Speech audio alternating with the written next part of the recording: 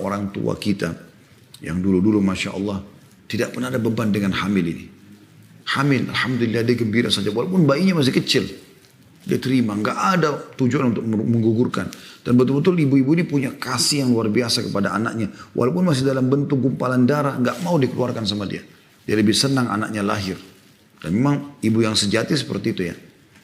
Kita temukan anaknya Masya Allah banyak. Kita temukan dia di umur-umur tuanya. Memang di awal mungkin pada saat pendidiknya membesarkannya sedikit butuh ekstra tenaga. Tapi pada saat besar mereka semua berbakti. Mereka mendoakan.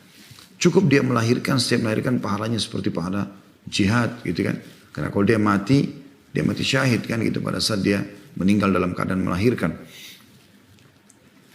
Maka selain daripada itu juga pahala besar juga anak-anak ini bisa berbakti sama dia. Ya.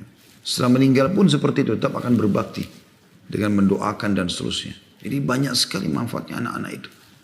Dan yang luar biasa Allah berikan rata-rata ya ibu yang banyak melahirkan itu Masya Allah secara fisik jauh lebih kuat. Matanya lebih terang. Saya lihat depan mata saya mertua kakak saya di Surabaya. Masya Allah sampai 60 tahun masih haid. Anaknya belasan orang. Semuanya pada saat dia lagi sakit sedikit saja pada datang bolak-balik bawain makanan. Tawarkan ini, tawarkan itu. Matanya masih terang. Meninggal mungkin di atas 80 tahun lebih. Masih kuat secara fisik. Padahal kalau kita lihat fisiknya kecil sekali ibu itu. Tapi Masya Allah bisa melahirkan sekian belas orang. Anak-anaknya semua tinggi besar Masya Allah. Sehat-sehat, sukses. Kuasa Allah subhanahu wa ta'ala. Nabi SAW memang menyuruh setiap laki-laki mencari istri yang mau punya anak justru. Gitu kan? Senang dengan anak-anak. Dan subur. Beliau mengatakan dalam hadis riwayat Abu Daud dan An-Nasai. Tazawwajul wadudal walud.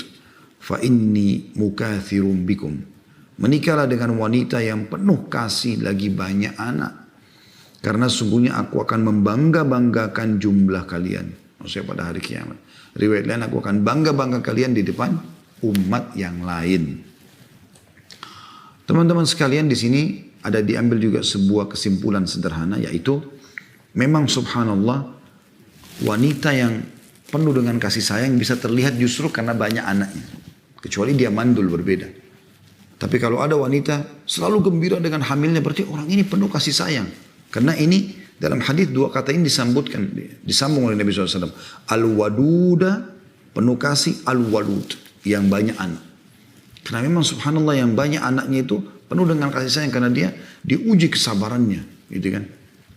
Kalau dia balas dengan kasih sayangnya sampai saya jelaskan kemarin bagaimana kisah seorang ibu yang bawa dua anaknya ke hadapan Aisyah radhiyallahu anha kemudian Aisyah mengatakan aku tidak punya kecuali 3 butir kurma yang aku berikan kepada mereka. Ibu ini ambil satu, anaknya masing-masing satu. Rupanya sambil asyik ngobrol, anaknya dua-dua sudah menghabiskan kurmanya.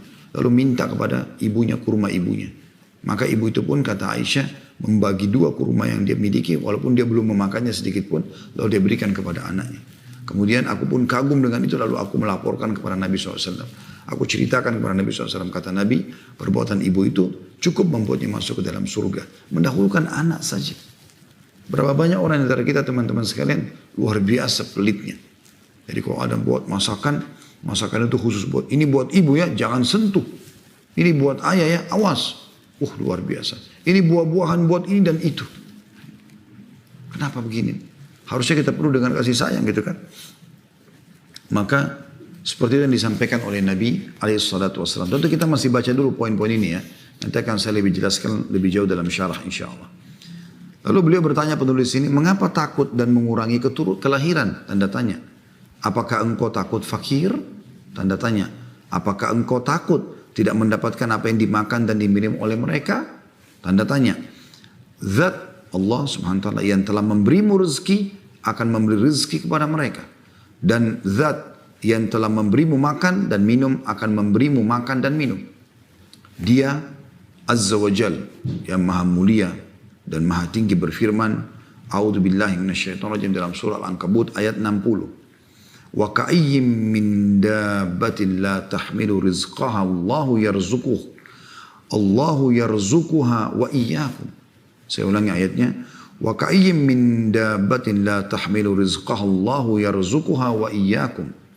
Dan berapa banyak binatang yang tidak dalam kurung dapat membawa dalam kurung mengurus rezekinya sendiri. Allah lah yang memberi rezeki kepadanya dan kepadamu.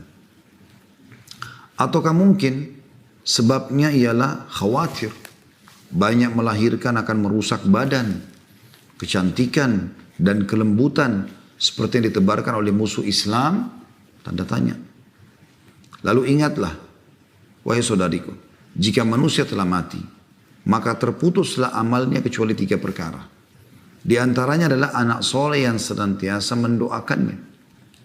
Jika engkau memiliki sejumlah anak dan berusaha untuk mendidik dan mengajarkannya tentang agama Islam, maka engkau akan memetik buah perbuatan ini di masa datang.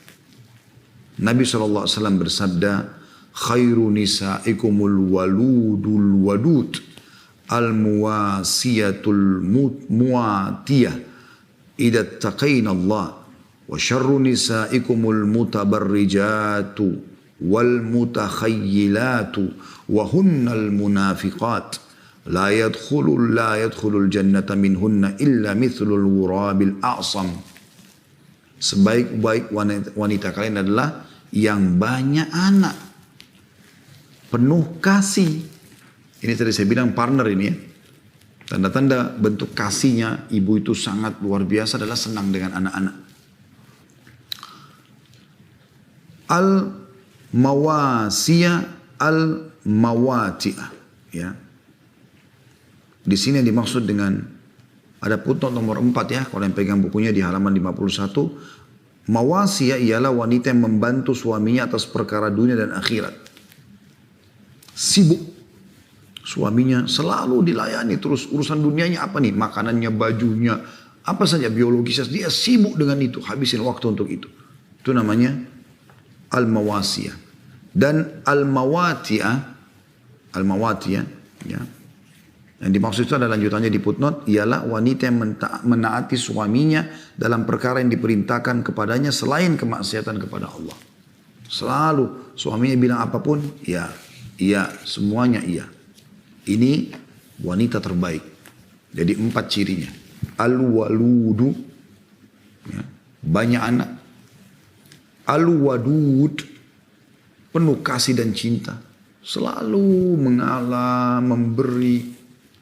Yang ketiga, al-mawasiyah. Tadi, wanita yang selalu membantu suami dalam urusan dunia juga urusan akhiratnya.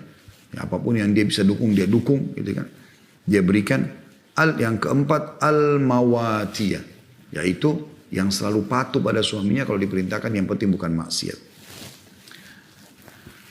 Idza taqaina Allah, jika mereka bertakwa kepada Allah. Artinya mereka lakukan itu karena Allah SWT yang perintahkan. Dan seburuk-buruk wanita kalian sebaliknya ialah wanita yang menampakkan perhiasannya dan sombong. Dan mereka adalah wanita munafik. Tidak ada yang masuk surga di antara mereka kecuali seperti burung gagak yang a'sam. Ada footnote nomor 5, hadis itu teriwayatkan Baihaqi, yaitu yang merah paru dan kedua kakinya. Ini adalah kinaya atau bahasa kiasan tentang sedikitnya orang yang masuk surga dari kaum wanita model demikian. Ya, maksudnya burung gagak itu artinya hampir sama semua. Hitam bulunya kan. Tapi yang ada warna merah di dadanya gitu kan. Dan di bagian kakinya itu hitungan jari. Mungkin 1-2 gitu. Artinya sangat sedikit mereka yang masuk ke dalam surga. Mungkin yang sempat taubat sebelum meninggal misalnya.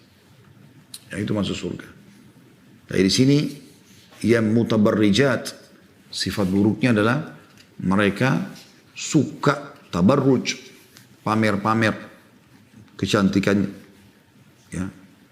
Lenggak-lenggoknya di depan yang tidak halal bagi dia selain suaminya. Mutakhayyilat, sombong, selalu merasa sombong dengan tasnya dipamer, sombong dengan jam tangannya, sombong dengan perhiasan cincinnya, kalungnya, gelangnya, dengan mobil, dengan rumah dan segala macam. Ya. Ini haram hukumnya, tidak boleh. Maka Nabi SAW memastikan kalau itu ada, berarti ciri kemunafikan ada padanya. Tidak akan masuk surga. tidak akan masuk surga.